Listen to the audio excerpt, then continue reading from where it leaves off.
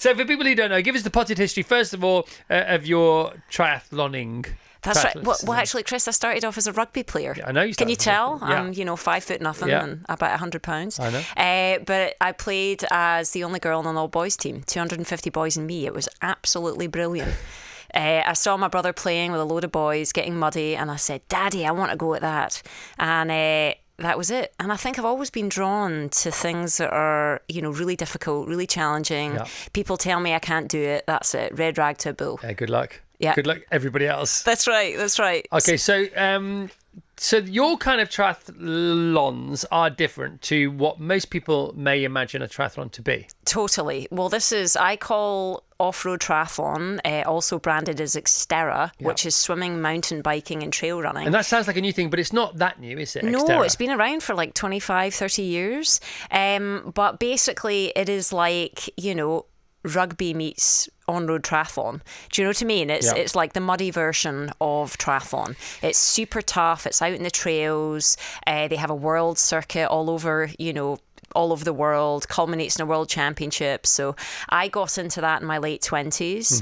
Mm-hmm. When I was earlier, of course, I was pursuing it thinking I want to go to the Olympics, but I was a big failure in that. Didn't reach that goal and kind of, fell out of love with the sport when I was about the tender age of 20 and went back and studied film and theatre and acting and kind of found myself again, found my personality back and then discovered Xterra. And so I think the culmination of all those things together, my creative love, who I really was as a person, mixed with the right kind of sport, led me to this incredible journey. When did you win your first world title? When did you win your most recent? And I know you raced a couple of days ago as well. I did. I won my first one in 2011, which was wild because I got a puncture on the bike, so I got a flat tire, came back from that to win, and that for me was kind of the gateway to what does it mean to just keep going and never give up, because I really truly was going to give up in that race when I had the puncture, and I kept on going. It was minutes and minutes behind and came through for the win, so that's really set up the rest of my career. And then I won my last one in 2018, so quite a big gap, and in amongst that gap I had Lyme's disease, chronic injuries, like all sorts of hoopla going on there, and then I am still racing a little bit, just a little bit, because I'm 43. I mean, come on. I'm a young pup in this room, is that right? Kind of young pup. But you know what? It's in my soul. I love it. So I popped out to Italy, raced the World Championships just there on Saturday. My dad came out to join me, and I got fifth against all these wee young ones. It's not bad. It's not bad. And when you don't ferret out adversity, it does seem to come and find you. It does. On your day off, it comes to find you. Yeah. The whole Lyme's disease thing. I had a friend. I've still got a friend called Amanda. He had Lyme's disease for ages, and I don't know. Obviously I know all about you. And for her, it was years before people believed there was anything wrong with her. And I know that's not dissimilar to your experience. Oh, 100%. And I think Lyme's disease is incredibly complex. Misunderstood. It's so misunderstood. It comes with a lot of other co-infections, other issues that basically suppress your system so that it can't fight it itself. So it's like peeling back layers of an onion to figure out how to fix it. Yeah. And that takes years, and it takes a lot of different doctors, a lot of different input. I literally went from the top of the top to being bedridden. And that for me was another pivot point in my life, because what it did is it made me incredibly self-reflective about what was important. And now being back in the sport, it's about gratitude. It's not the shoulda, woulda, couldas. It's not the woe is me. It's being in the moment, experiencing it. The fact we get to do it. Honestly, I mean, I'm sure you feel the same. Yeah. It's a privilege. It's an absolute privilege, and I love every moment of it now, even the horrible bits. Even if you're doing it and you wanted to do it, and then halfway through it you think, I don't want to do this anymore, you get to do it because other people don't. Big time. And I think that that's maybe why I've inspired people. Yeah. And I coach a lot of people as well, and regardless of their abilities, whether they're just doing their first 5K off the couch or whether they're a professional athlete, it's all about kind of pushing yourself to the limits and discovering something in yourself that never would have come out if you hadn't pushed that limit. Love it. But also you have this incredible allergy to mold, don't you? I do. Is that part of the Lyme's disease thing? Yeah, well, I think that's actually what sort of triggered the symptoms of Lyme to come out. And it's really serious, isn't it? It's really serious, and people are not aware of it at all in terms of the impact that can have on your system, because it really affects the inflammation in your entire body, and it can have neurological consequences. Mold, this is. And, This is mold like you find in houses. Oh my God, on and the all the wall. houses here, in the UK, especially in Scotland, are you kidding me? They all have mold in your bathroom, in your kitchen, stuff like that. And if you have this kind of predisposition, genetic predisposition to not be able to get rid of mold in your system, then it can really impact you. It can cause depression, anxiety, chronic pain, pelvic pain, all of this other crap. Yeah, no, the pelvic pain has only left you recently, hasn't it? Because haven't you been sitting on a cushion for the last 10 years? I was like, you know what? I can't go into the Chris Evans show with my butt pad, because we've got some pretty funny stories about the Oscars and the butt pad. I know you have. Who was your butt pad carrier? And didn't you attend your first meeting without a butt pad a couple of months ago? And you thought, I did. And you felt the chair underneath your bum, and you thought, and it was a real moment for you, that wasn't it? A real moment, because I was in so much pain at one point. I couldn't drive. I had to lie down. I couldn't sit down. So I went from being this top world champion to not being able to drive myself. And it was such a chronic pain. It was so pervasive all the time. Draining. And so now when I get to walk around, I don't have to think about it. It's like, oh my God, I can see the world. And I know people can relate to that. And you're great. You were born grateful anyway, but you are an exemplar of it. Tell us about the day when you were feeling amazing just before a triathlon, and you thought, I'd go out for one bike ride, not really a training ride, more of a taper ride. You fell off your bike, broke your shoulder. You thought, oh no. And you just did the triathlon anyway and won it? Totally. What is that about? With one arm? I don't know. Swimming is the first discipline. It's like, what? How did you swim? So check this out. So after it happened, yes. right, I was like totally devastated because, and we might come back to this, I really needed the prize money to put towards the film, re-auction the book, All Quiet on the Western Front.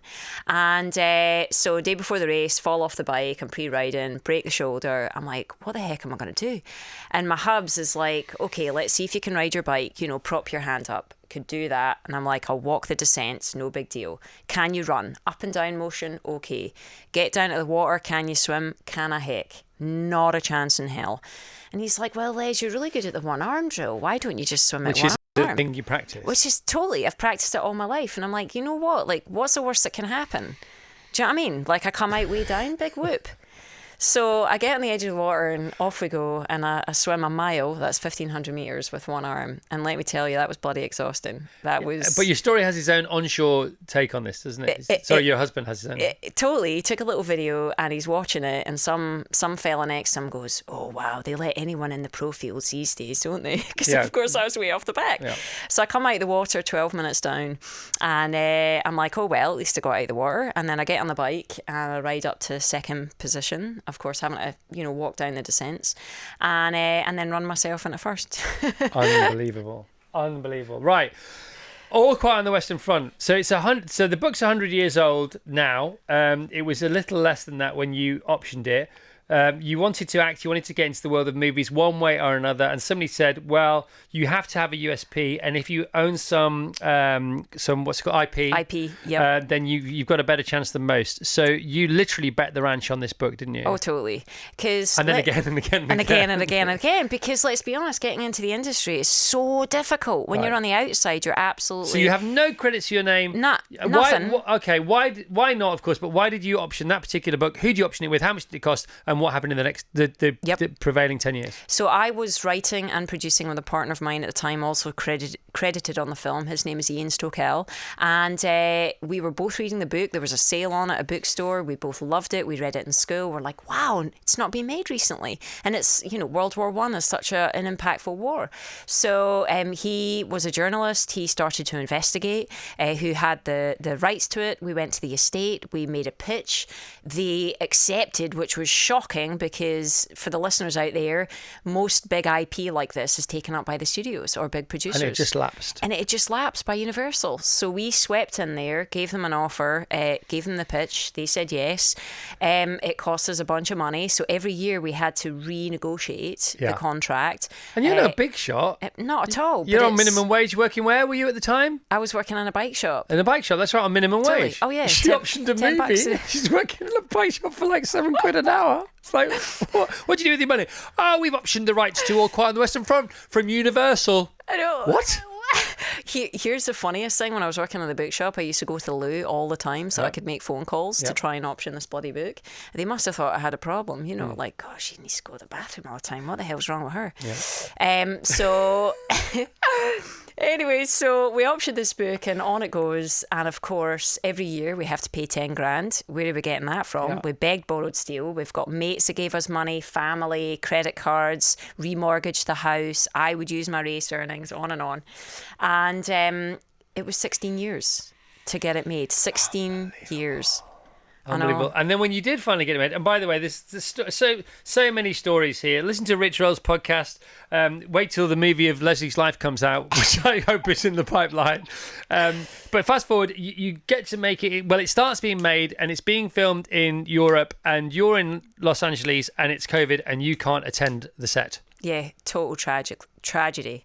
That was so hard. Again, like you have to turn to gratitude. But you did write the screenplay. Yes. You and Ian wrote the screenplay. Yes. 100%. And Edward came in as a director. Who's he also Edward? I know who he is, but tell people. Yeah, Edward Berger is the director of All Quiet, so he's also a writer on the project. So he took our draft and infused it with that German sensibility, which was amazing to work with him. What a talent, what a visionary. And off we went. Netflix came in, funded the whole thing, shot in Prague. We couldn't be on set. It was so hard, let me tell you. There was many tears because when you've invested so much over so many years and you've dreamt about it, and then the thing is a lot of people think that you get into film because you want to be famous or you want the limelight. That's not what it's about. It's about the creative process, I should say here. Process. In America too. Process. And it's about watching these actors, bring it to life, all the different pieces that come together to create this amazing piece. And we couldn't see that. But, hey, listen, we got a movie made. It's unbelievable. You got a movie made. You got one of the greatest movies of all time, mate. Yeah. Seriously. I mean, I watched it 3 times. I watched it first on a Sunday, and then I watched it on the Tuesday night, and I watched it again with another friend who works here, Mike, the next Sunday. And I vowed to watch it every December the 20th every year, just to remind me to be as grateful as I should be, and more. It's about generations, and it was basically the deception of a generation. It's about the deception of a generation. It's about one terrible world event giving birth to a second terrible world event. Well, that's what really struck me, because when you're adapting a novel like this, you do a lot of research. And in the research, what struck me was the fact that World War I set up World War II. And people do not know that. And it's a lesson. It's a lesson to be learned.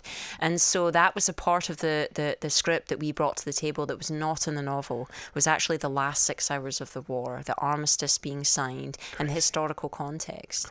And what a dramatic through line. I mean, the last 6 hours of the war, when the war was already over, the armistice had been signed, tens of thousands of men were killed. Crazy. That's like this microcosm of the tragedy of the event in its entirety.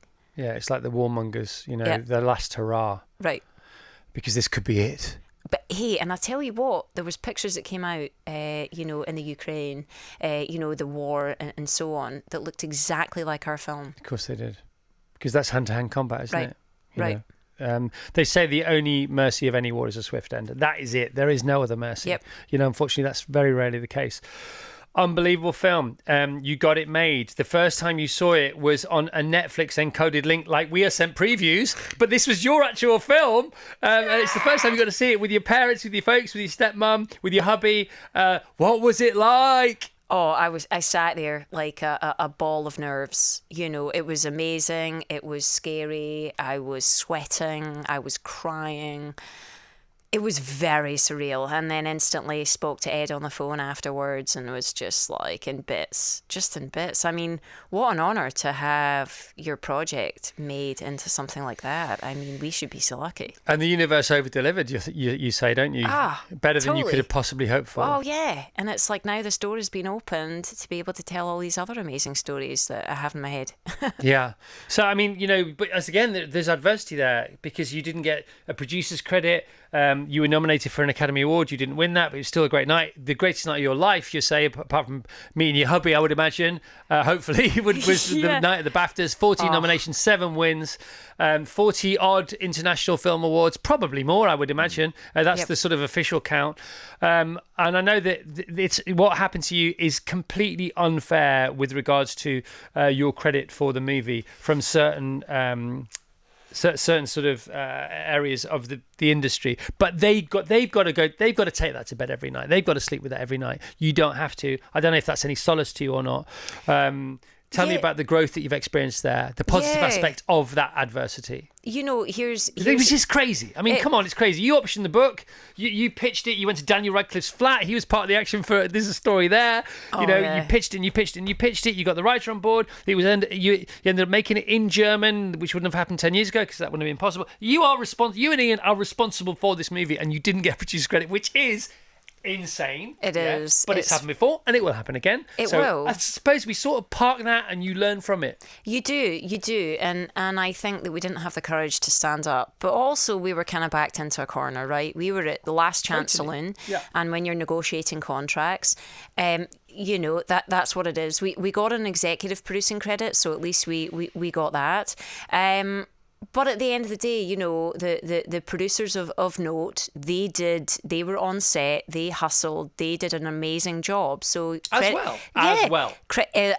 That's the thing. It's the as well thing. I think the most frustrating point was the fact that we were kind of pushed aside and not taken on board. And it's less about, hey, I want to say and I want to make a difference. But it's also about mentorship, isn't it? It's about taking care of other people that are new to the industry and fostering their abilities and helping them to grow. And so that's something I'm incredibly passionate about moving forward, Exactly. And that's the growth. Therein lies the growth. Yeah, okay, totally. So you're going to take that with you. Yeah. Which is awesome. It's not fair, but it's awesome.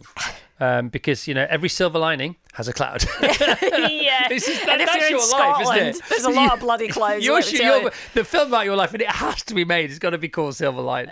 Or Clouds or something. I did the opposite way round. It's like that phrase, isn't it? It's none of my business what other people think about me. I love that phrase because it says it all in its head. Totally. So the film is out and it's forever on Netflix. Of course it is. All Quiet on the Western Front. But tell me about this book of yours. Yes. So this is a book that my husband and I, Simon Marshall, we write now exclusively together, write and produce. We have our own production company, which is amazing in Los Angeles, called Brave Art Entertainment. Brave Art. Come on, love it. Great. Brave Art. I know. Had to happen. See? And because you're Scottish. That's right. Can you tell? I've got an American twang. My dad's a bit disappointed. You got a bit of Lulu going on. I know. We get in the car the other day, and I said the word trunk. He's like, "It's not a trunk. It's a boot." Sure, the part of this car is to do with an elephant. Oh my gosh. Anyways, we have this book that Simon and I wrote called The Brave Athlete, Calm the F Down and Rise to the Occasion. And it's a brain mental model for athletes. It breaks down why we have thoughts and feelings that we don't want.